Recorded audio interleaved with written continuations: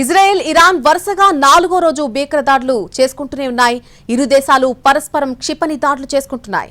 Iran రక్షణ శాఖ ప్రధాన కార్యాలయంతో పాటు గ్యాస్ చమురు శుద్ధి కర్మాగారాలపై ఇజ్రాయెల్ భారీగా దాడులు చేసింది. క్షిపణి దాడులతో టెహ్రాన్ దద్దరిల్లిపోయింది. అటు ఇరాన్ క్షిపణులు ఇజ్రాయెల్లో భారీ విధ్వంసం క్రియేట్ చేస్తున్నాయి. ఇరాన్ కు ఊపిరి సలపనివ్వకుండా ఇజ్రాయెల్ దాడులు చేస్తోంది. టెహ్రాన్ సమీప ప్రాంతాలపై డ్రోన్లు క్షిపణులతో ఇజ్రాయెల్ విరుచుకుపడింది. టెహ్రాన్లో పౌర భవన సముదాయంపై దాడిలో 60 మందికి పైగా ప్రాణాలు కోల్పోయారు. వీరిలో 29 మంది చిన్నారులే ఉన్నారు. ఇప్పటిదాకా 406 మంది మరణించగా 700 మందికి పైగా గాయపడ్డారు.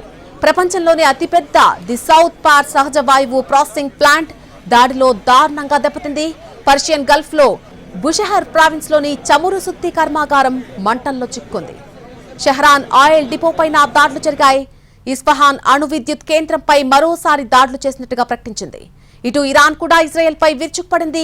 యుద్ధ విమానాల ఇంధన తయారీ కేంద్రాలపై మిసైళ్లు ప్రయోగించింది. హైఫా సిటీలో చమురు శుద్ధి కర్మాగారంపై దాడులు చేయడంతో పైప్ ట్రాన్స్మిషన్ లైన్లు దెబ్బతిన్నాయి.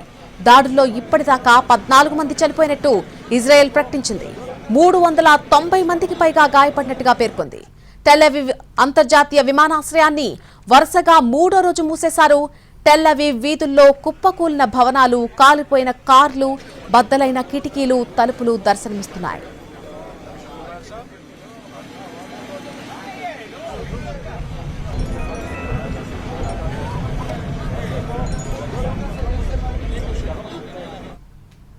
టెల్ అవీవ్ కు దక్షిణాన బాట్యాం ప్రాంతంలోని 8 అంతస్తుల అపార్ట్మెంట్ క్షిపణి దాడుల్లో ధ్వంసమైంది. ఈ ఘటనలో 7 చనిపోగా 35 మంది దాకా జాడ తెలియకుండా పోయింది. పలువురిని రెస్క్యూ బృందాలు శిథిలాల నుంచి కాపాడాయి. ఘటనా స్థలాన్ని ప్రధాని బెంజమిన్ నెతన్యాహు సందర్శించారు. ఇరాన్ కావాలనే జనావాసాలపైనే దాడులు చేస్తోందని మండిపడ్డారు. మరోవైపు ఇజ్రాయెల్ దాడులను ఆపితే తాము దాడులను నిలిపేస్తామని ఇరాన్ విదేశాంగ మంత్రి అబ్బాస్ అరాగ్చి స్పష్టం చేశారు. తమకు యుద్ధ విస్తరణ కాంక్ష లేదు, కానీ ఇజ్రాయెల్ యుద్ధాన్ని పశ్చిమాసియాలో మరింత విస్తరించాలని తహతహలాడిపోతోందని ఆరోపించారు. అందుకే బుషహర్ ప్రావిన్స్ లో ఖతార్తో కలిసి ఇరాన్ నిర్వహిస్తున్న అసాలుయే ఆయిల్ రిఫైనరీ దాడి చేస్తుందంటూ మండిపడ్డారు. తమ ఆర్థిక మూలాలను దెబ్బతీయడమే లక్ష్యంగా ఇజ్రాయెల్ దాడులు చేస్తుందని దుయ్యబట్టారు.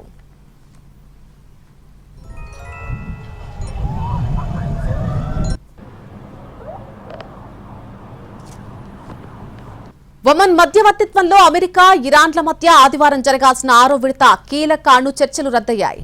ఇజ్రాయెల్ను తమపైకి ఎగదోస్తున్న అమెరికాతో చర్చలు అర్ధరహితమని ఇరాన్ ప్రకటించింది.